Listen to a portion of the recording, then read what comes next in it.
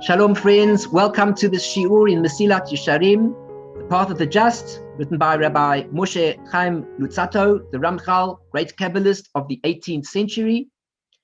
The Mesillat Yesharim, a classic work in Musar. We're learning about life and what we need to do to improve ourselves and work on ourselves and grow and appreciate what life is really all about. We're on chapter 5 in Mesillat Yesharim. We're discussing the first step in our path to perfection, inverted commas, perfection. And this is the step of zehirut, being careful, called watchfulness, watching out that we don't do things that can prevent us from reaching the goal.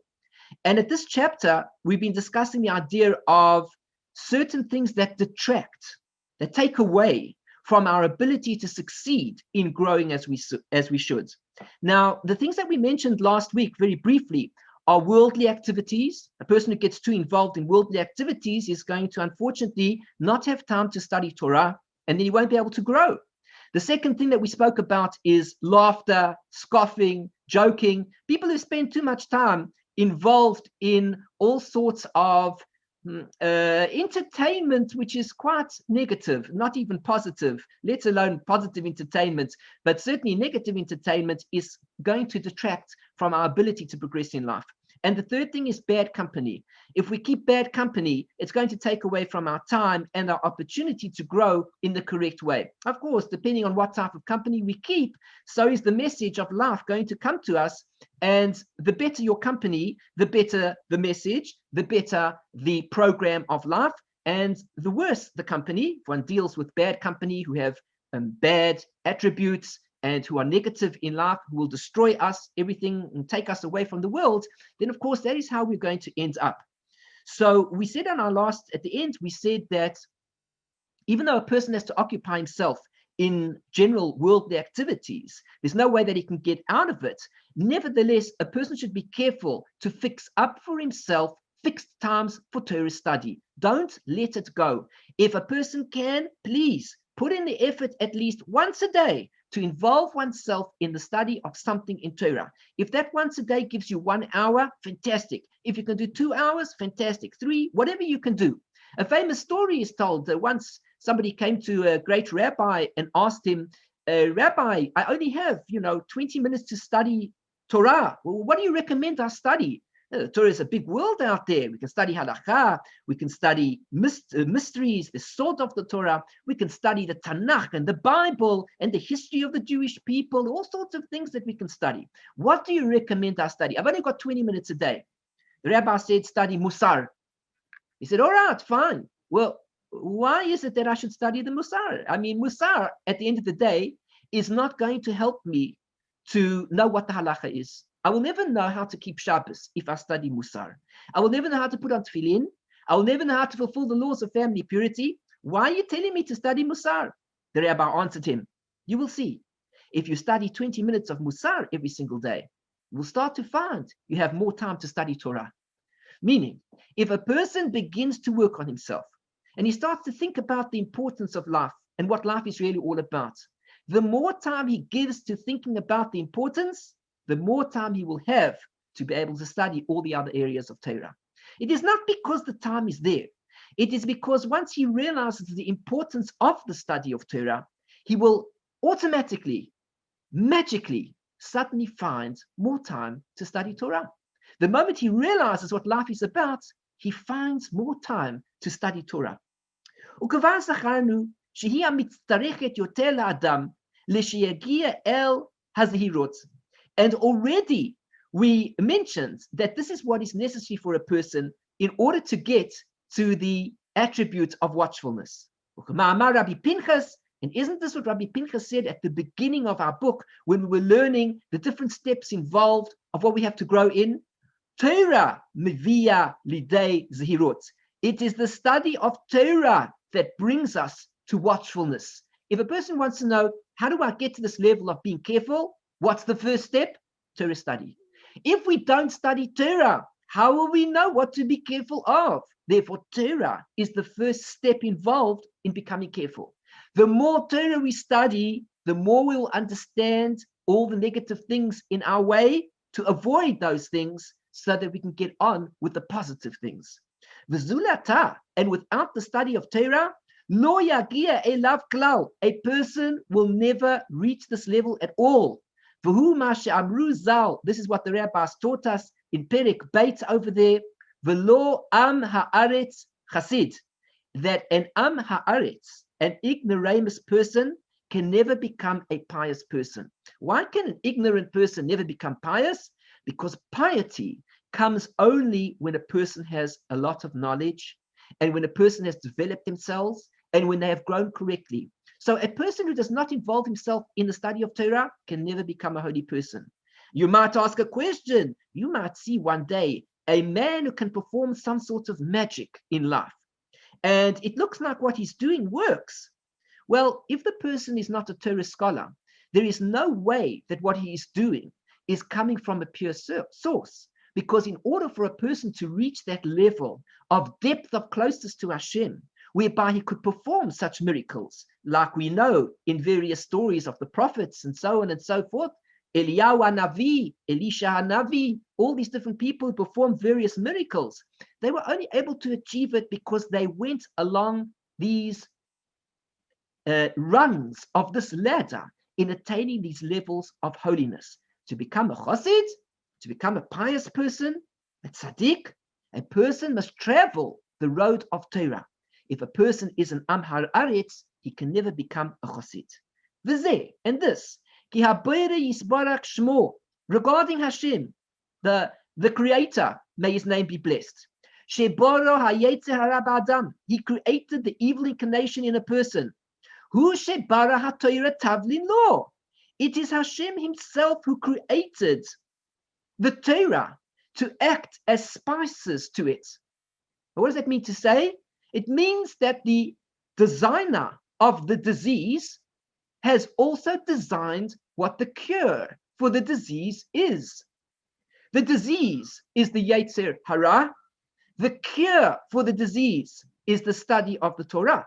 The Torah is the tavlin, is the spices that help to bring out the correct taste of where that negativity is.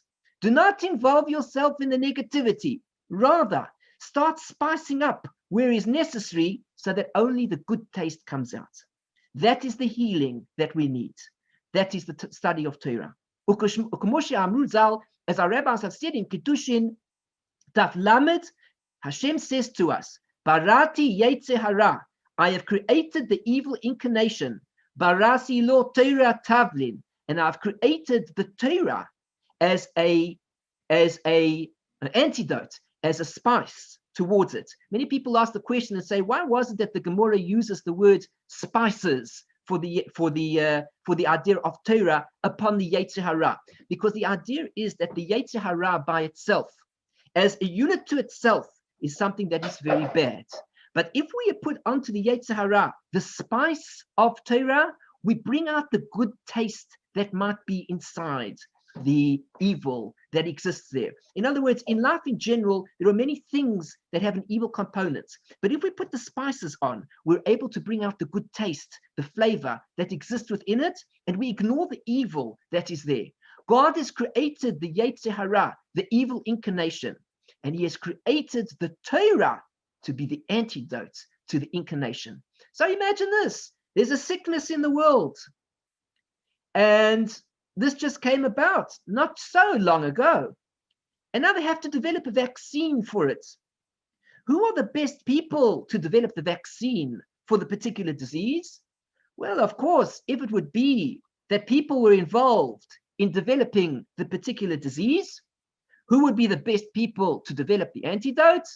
The people who know exactly how the disease works. Well, this is the same concept in the spiritual realm of God creating the Yetzer Hara, and then he creates the cure for the Yetzer Hara. The cure is the Torah. The vaccine that will keep us away from the evil inclination is the study of the Torah and the fulfillment of its mitzvahs. V'hinei pashutu, and it's straightforward and obvious.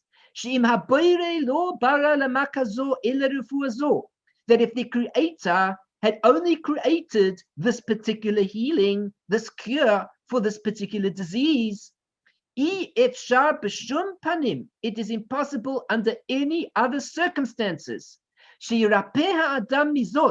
That a person should be healed from this hamaka, from this disease, from this plague, unless he uses this particular healing, this particular vaccine, this particular cure. And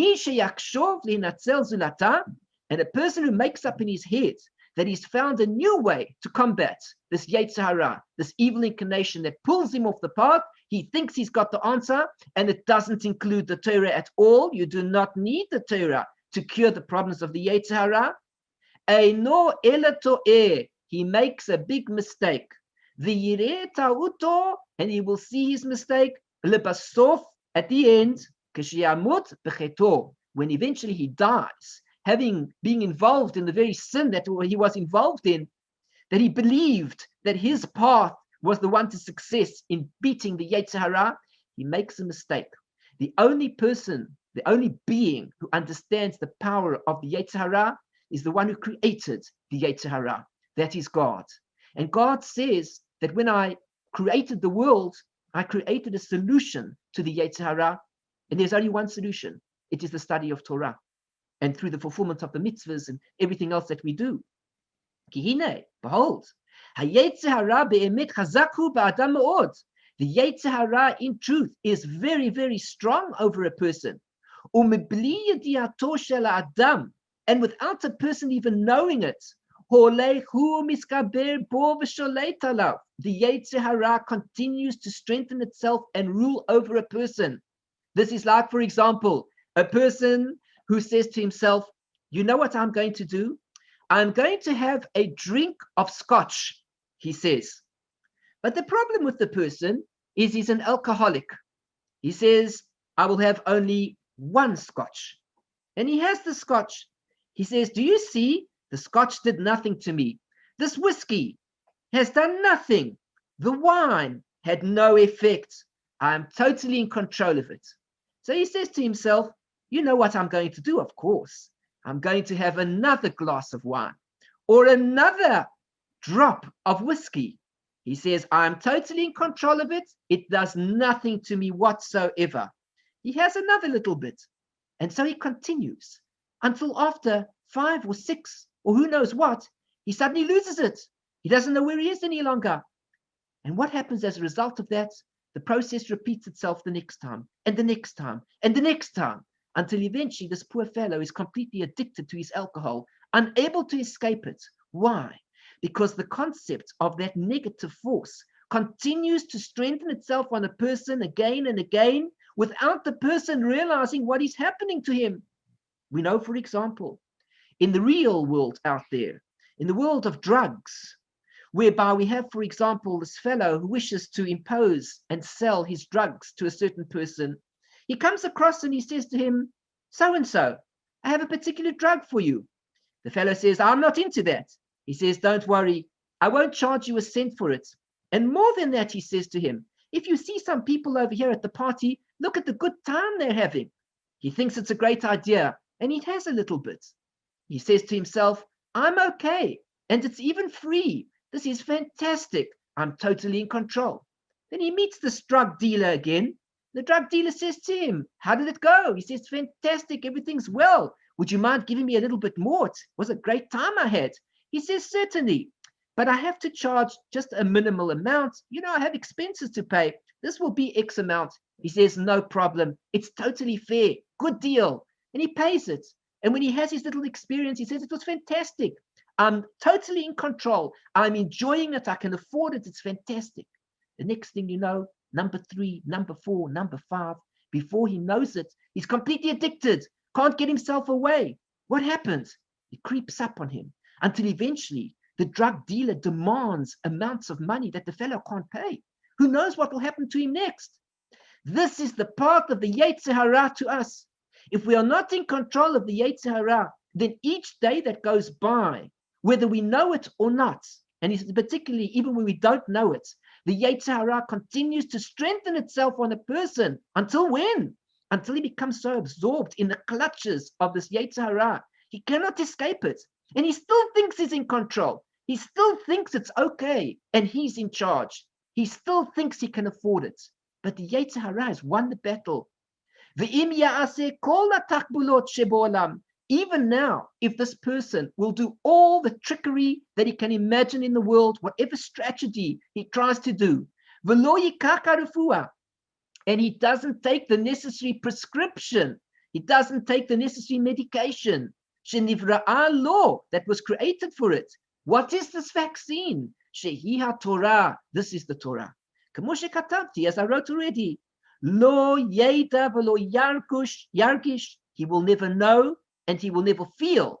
But tigboret chalio, he will never feel the power, the strength of his sickness. Ella, but rather, at that time when he dies with his sin, which means the Yetzer Hara has so destroyed him that he will die in the clutches of the Yetzer Hara, and his soul will be destroyed. What happens?